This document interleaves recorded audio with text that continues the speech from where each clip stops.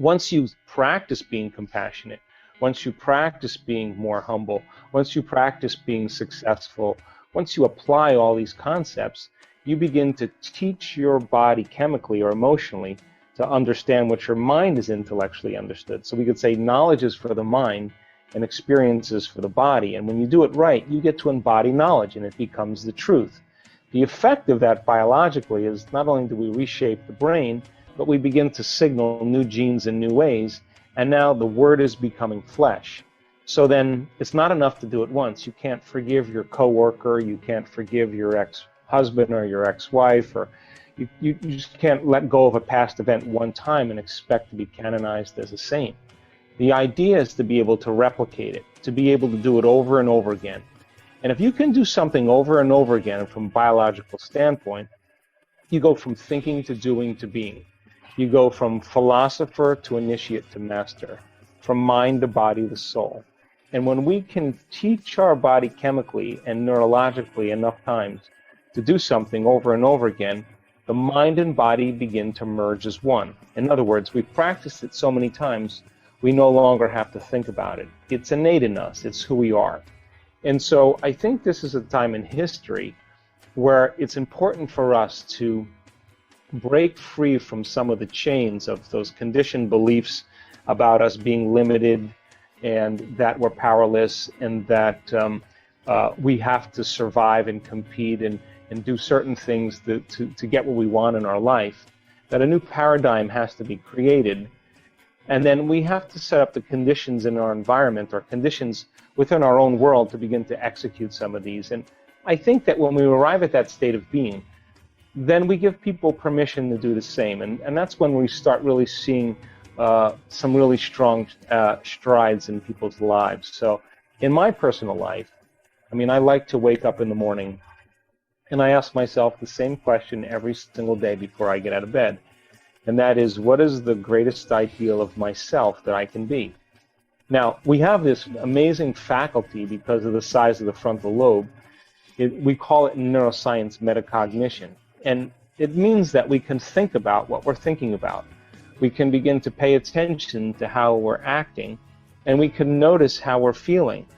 And because of that, it allows us to modify our states of mind and body to do a better job in life. So then if you say to yourself, who do I want to be when I open my eyes? How can I contribute to the world? What do I know that I can put into practice? And you begin to think about a new way of being. You begin to plan your behaviors, speculate possibilities, review the choices you're going to make and the choices you're not going to make. If you keep redoing this enough times, you'll begin to install the circuits in your brain, prime your brain to turn on certain circuits so that when you open your eyes, you'll naturally be in that state. And if you can emotionally embrace who you're going to be when you open your eyes, you're giving your body a sampling of the future. So when you get up thinking and feeling differently than when you started the day, the side effect of that is that you're in a new state of being. Thoughts are the language of the brain and feelings are the language of the body, and how we think and how we feel creates a state of being. So the idea then is to maintain that modified state of mind and body your entire day. And if you can, something unusual is going to show up in your life. That's the law. And it will always come in a way that we least expect, that surprises us, and leaves no doubt that what we did inside of us produced some effect outside of us. And that's when we begin to start to experience empowerment. And people around the world are waking up to these ideas, and they're doing the uncommon, and they're doing it repeatedly, and they're taking a certain amount of power that's been invested in everything outside of them and putting it back in themselves. And I think that's a great honor to be able to contribute to people's lives in that way.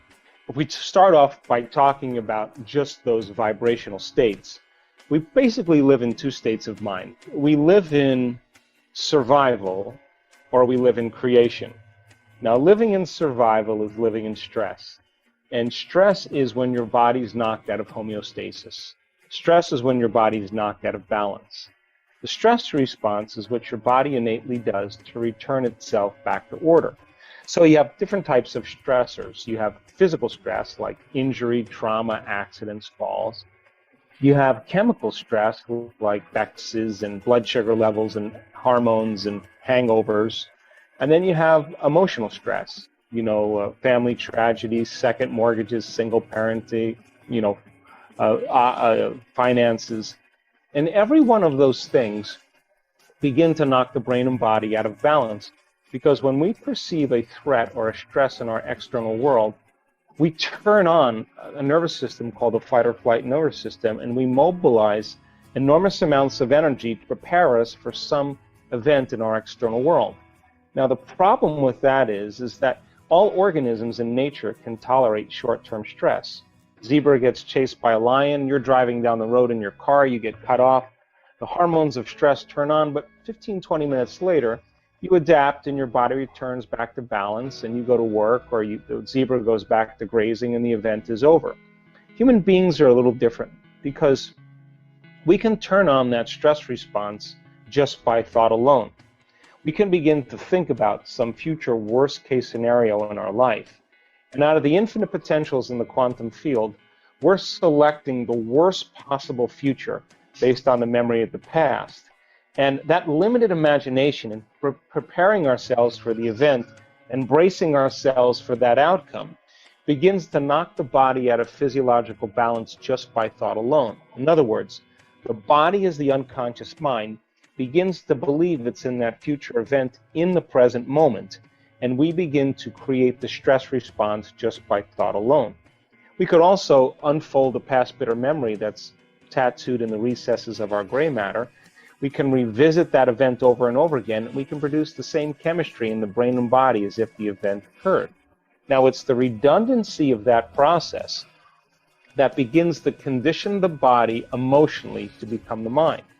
And when the body becomes the mind, that's called a habit.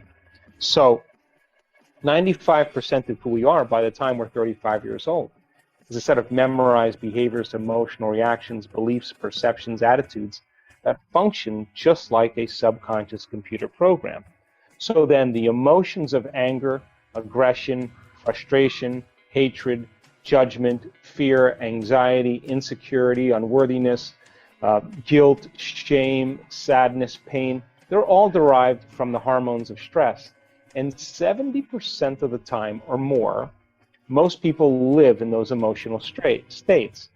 So when we're living by those emotional states, those chemicals endorse the ego to become selfish, self-involved, self-centered, self-indulgent, self-important, self-aggrandizing, self-pity. It's all about the self. Now, in survival, whether you're a frog or a feline, or whether you're a human being, whether you're a lizard, when those chemicals are turned on, it's all about taking care of the body. So then, the moment we turn on the stress response, if we turn on the stress response and we can't turn it off, now we're headed for disease, because no organism can tolerate living in emergency mode for extended periods of time. So as we mobilize all this energy for our external environment, there's no energy in our internal environment for growth and repair.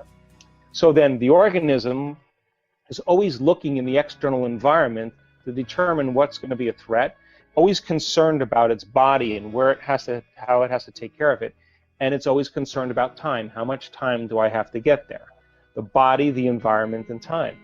Now, when you and I live by the hormones of stress, the very fact that we're releasing all these chemicals, by paying all of our attention on the external environment, we focus on objects and things, and we believe that the outer world is more real than the inner world.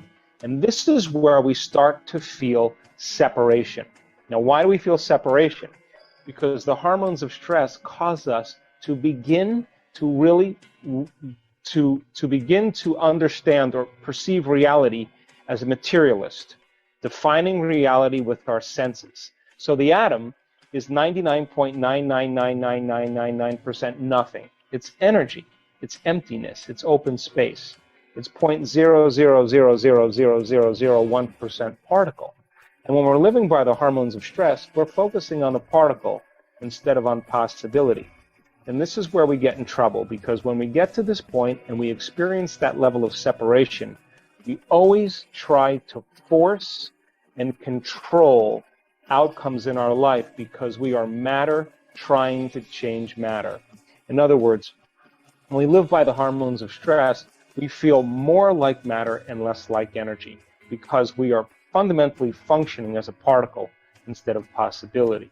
So then people then begin to use what they know in terms of their limited resources to get what they want. They compete, they manipulate, they lie, they cheat, they steal, they do what they can to try to get ahead in their life because for the most part, they don't know that there's any other way to do it. They're functioning from a primitive nervous system.